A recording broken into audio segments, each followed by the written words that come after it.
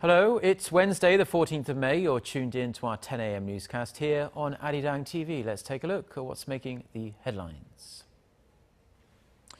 Prosecutors have summoned Yoo Byung-on, the de facto owner of the sunken Sewol-ho ferry, for questioning.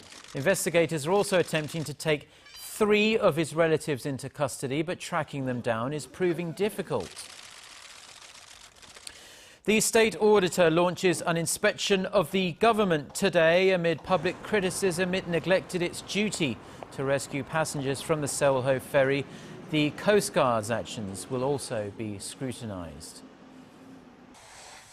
Plus, on the eve of talks between Korea and Japan on the highly emotive wartime sex slavery issue, the mayor of Osaka, Toru Hashimoto, who justified the Comfort Women system last year, says his remarks were helpful to the Japanese public.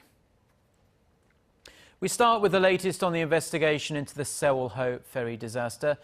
Prosecutors endured another frustrating day on Tuesday as the suspect they are most keen to talk to was nowhere to be seen when officials burst into his home in southern Seoul. The practical owner of the ferry, the elusive Yoo Byung-on, has been summoned to appear for questioning on Friday. Kwon Soo-ah starts us off.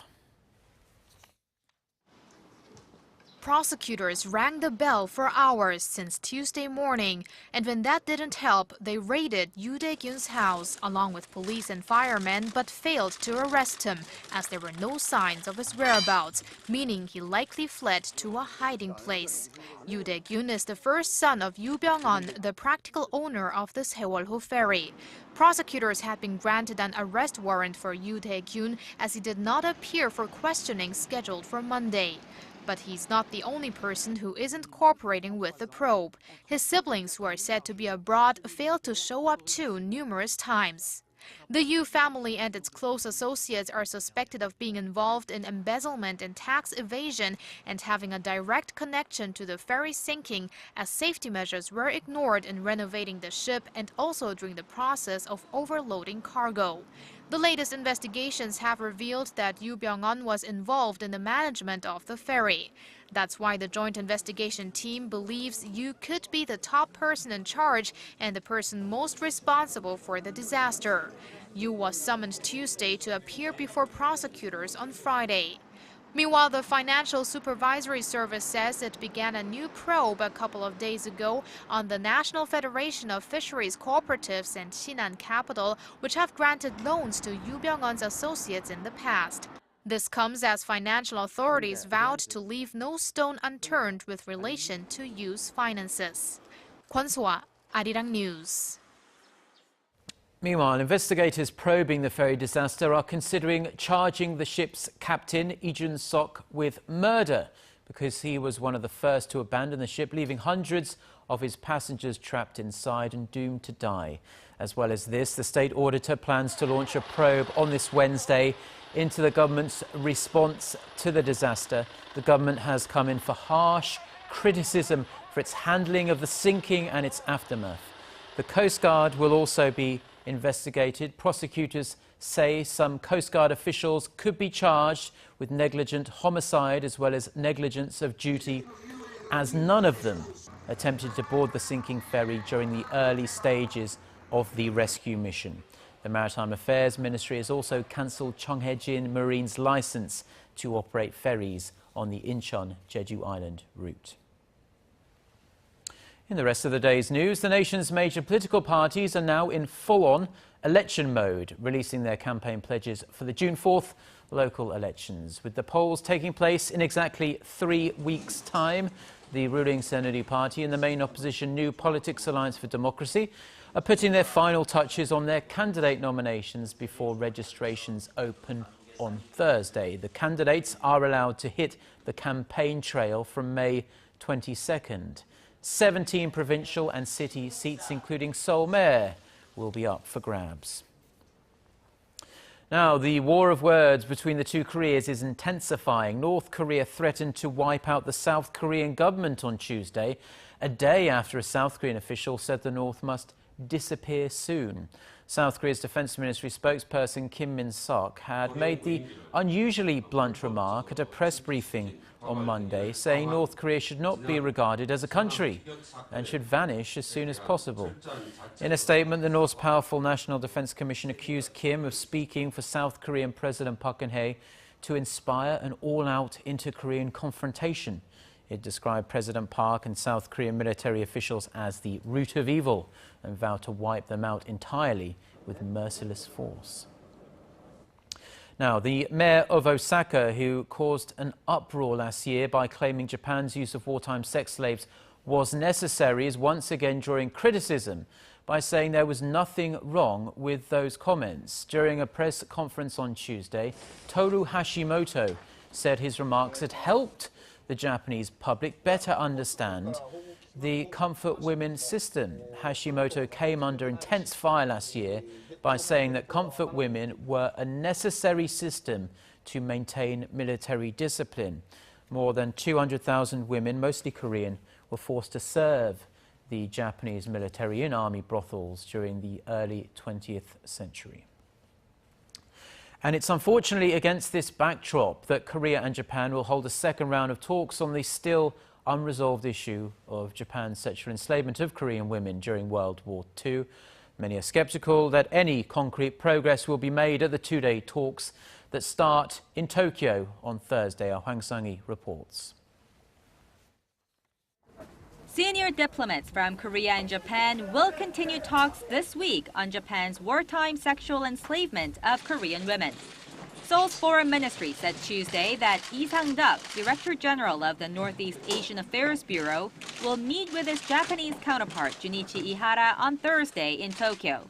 The South Korean ministry said it has been holding consultations with comfort women since their first meeting with Japan last month.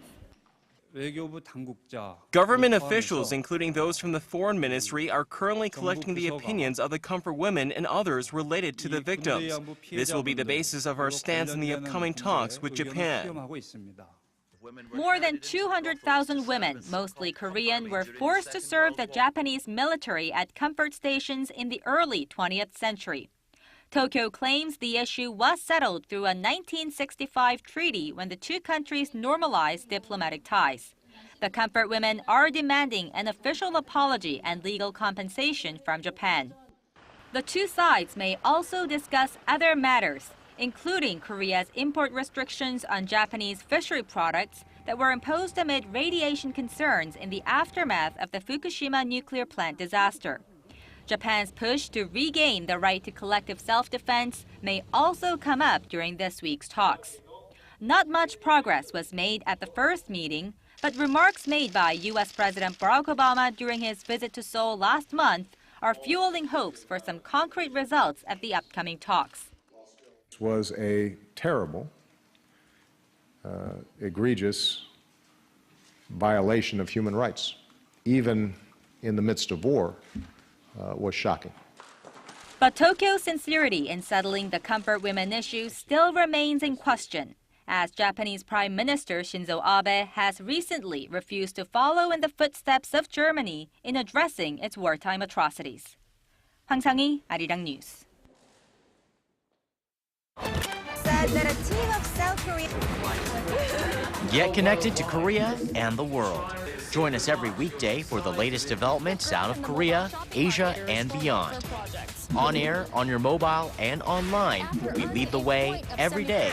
ARIRANG News. To try and resolve the crisis in Ukraine, the European Union also offers $15 billion.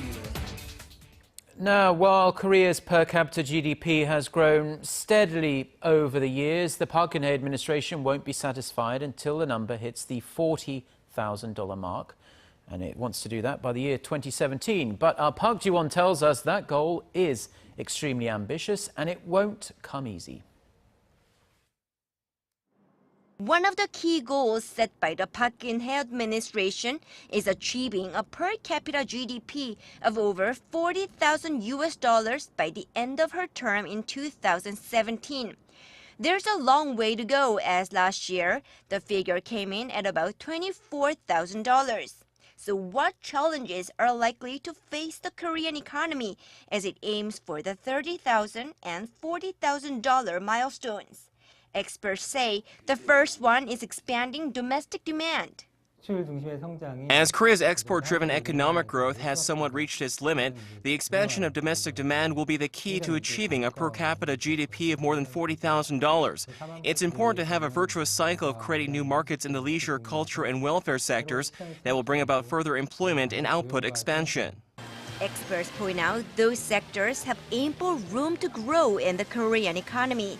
The recently released OECD Better Life Index shows Korean people work over 2,000 hours a year, far higher than the OECD average of some 1,700 hours.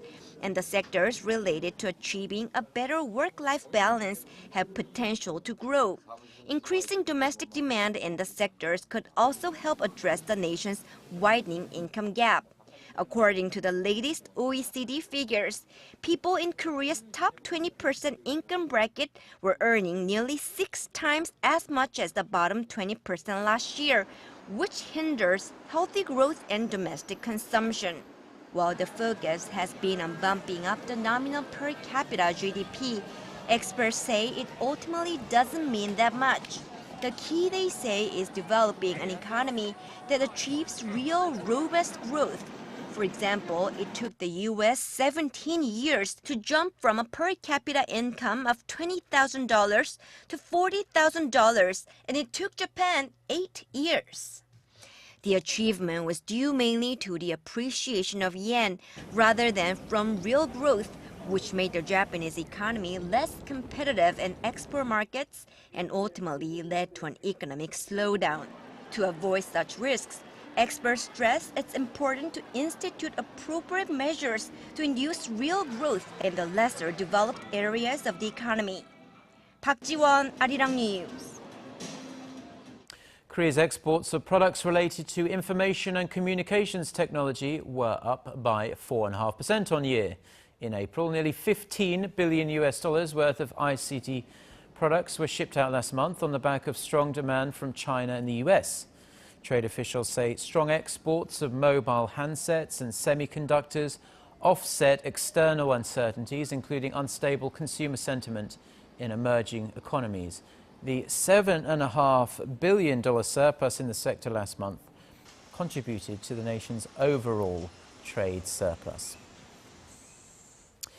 Now, the Korean wave is not only limited to film, music and the entertainment industries, it's also helping Korean food make a splash on the world stage. An exhibition is currently running here in Seoul to help local food firms find international buyers. Connie Kim reports. Helped by the popularity of the Korean wave, exports of Korean food have been on the rise. And it's also local foods that are actively seeking to reach out globally. Hosted by the Korea Trade Investment Promotion Agency, the annual Seoul Food Exhibition set ground for small and mid-sized Korean food companies to target international buyers. Seoul Food Exhibition will be an opportunity for food all across the world to be introduced to different countries, including Korean foods. It will be a good opportunity for small companies to promote their brands outside the country, especially since it's being impacted by the Korean wave. The event allowed visitors to experience and taste a wide range of foods firsthand. It was impressive to see vinegar and soybean paste made in pottery. I hope traditional food can spread through the Korean wave. This year, a variety of dry food products such as dehydrated seaweed, fruits, and powdered makgeolli or rice liquor won over visitors for its convenience and long shelf life. For example, these small dried pieces of kimchi can instantly create kimchi stew when dropped in boiling water. Visitors say it tastes just as good as fresh prepared stew and would easily appeal to foreigners. KOTRA also invited a record number of companies from 43 different countries to promote their local foods in Korea. For the first time when we are here, we know that the Korean people eat healthy, and that's why we are here, because our products are 100% natural. The company says the exhibition has laid a stepping stone for it to also establish a presence in the local market and introduce its crafted wines and organic jams to trend-sensitive Koreans. With the aim to promote local food, small and mid-sized food companies in and out of Korea plan to target a larger customer base through the exhibition, which runs until Friday at Kintex north of Seoul. Connie Kim, ARIRANG News.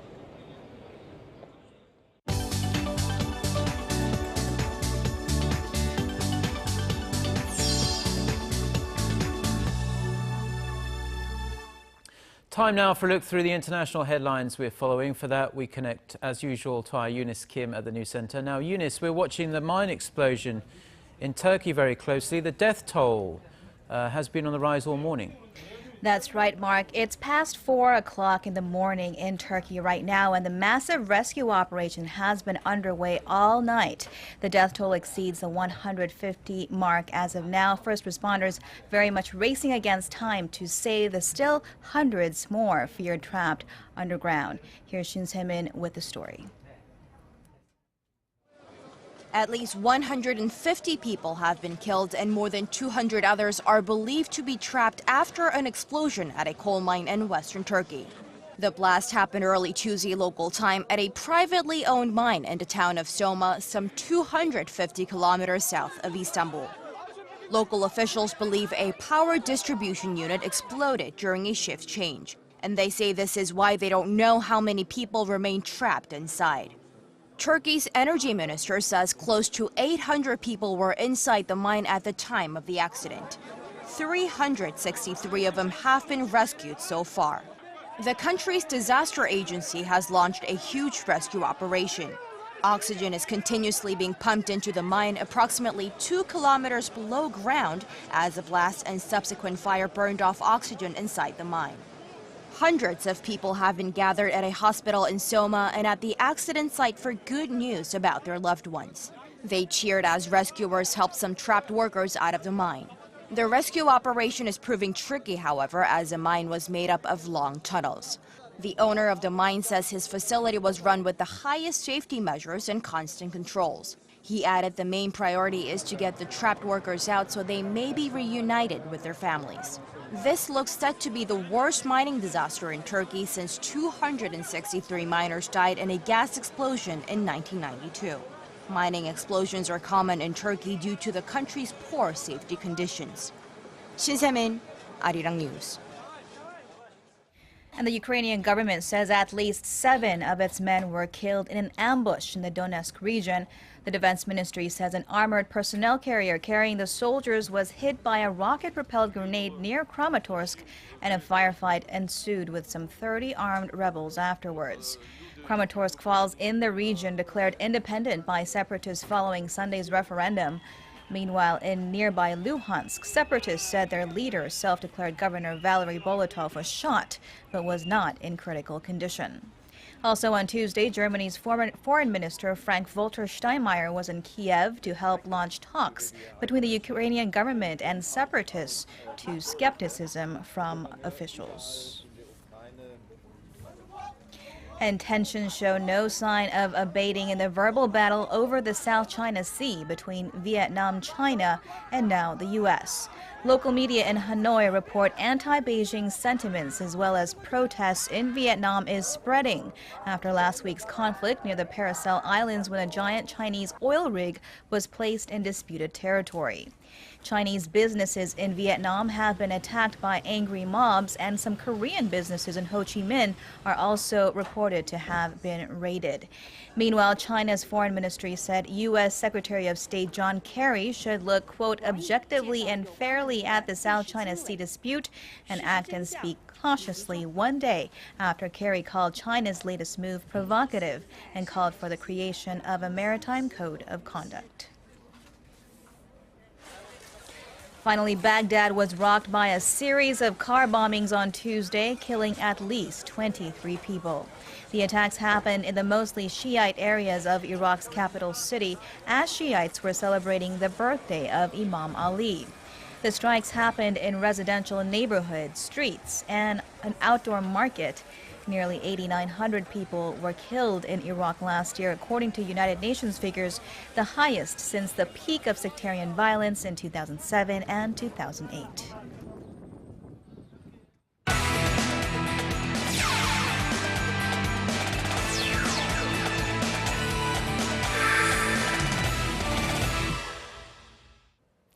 And a good Wednesday morning to you all as we kick things off with the 2014 Incheon Asian Games, which is another major sporting event to look forward to this year. And with the Olympic Council of Asia finishing their meeting, organizers are expecting around 14,000 athletes and delegation.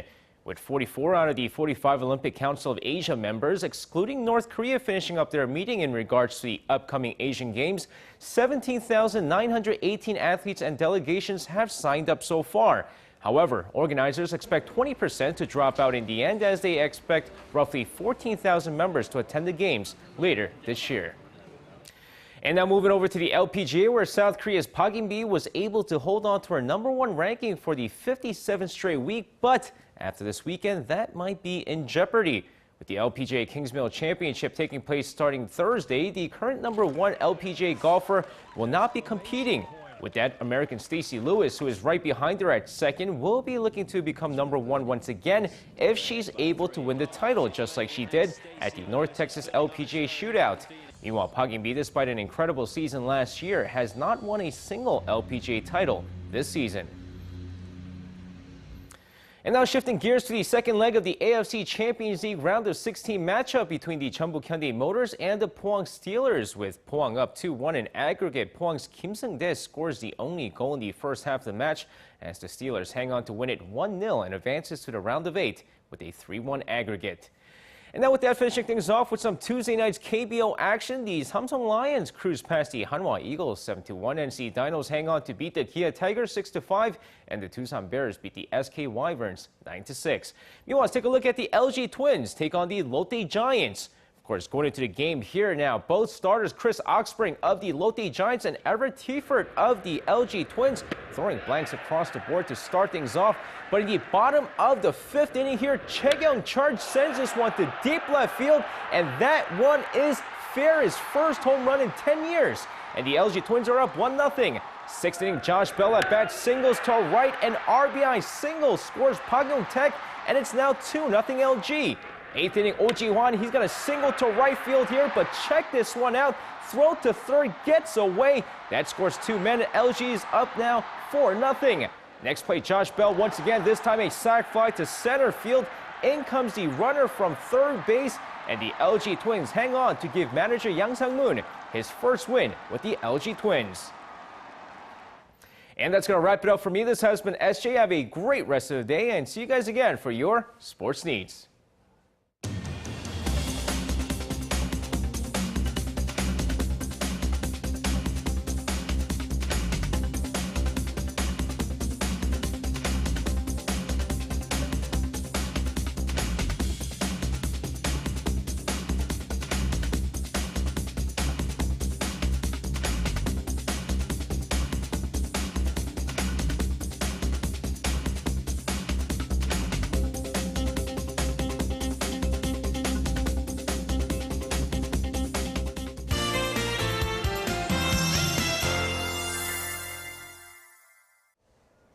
More clouds will be moving into the peninsula, especially to the southern region, so people down south can expect to have a cloudy day today, and passing showers are expected in Jeju Island and the southern coast during the day. So unlike mid-August temperatures like we had yesterday, 5 to 6 degrees cooler days highs are expected for the southern regions, while readings in Seoul will be a tad lower than yesterday under a good amount of sunshine. And here is the weather outlook for here in Seoul for the next 5 days. Well, tomorrow will be a bit cooler than today, as we have a chance of showers in the northern parts of central region, but temperatures will jump back up to the mid-20s and stay on the warm side. Now, over in Jindo, winds and waves will remain calm today, but sporadic showers are in the forecast during the day. With that in mind, let's take a closer look at the readings for today. The high in Seoul will rise to 25, while Daegu will peak at 26, and Gwangju and Busan should climb to 23 and 22 respectively. Now let's see how other regions are looking. It looks like down on Jeju and Daejeon will reach 20 and 26 later in the afternoon. Dokdo should see a high of 22, while Mount Kumgang tops out at 16. Well, that's all for now, but I'll be back with more updates after noon. Thank you very much, Jian. And that's all for now. We'll be back at noon Korea time with another newscast. Until then, goodbye.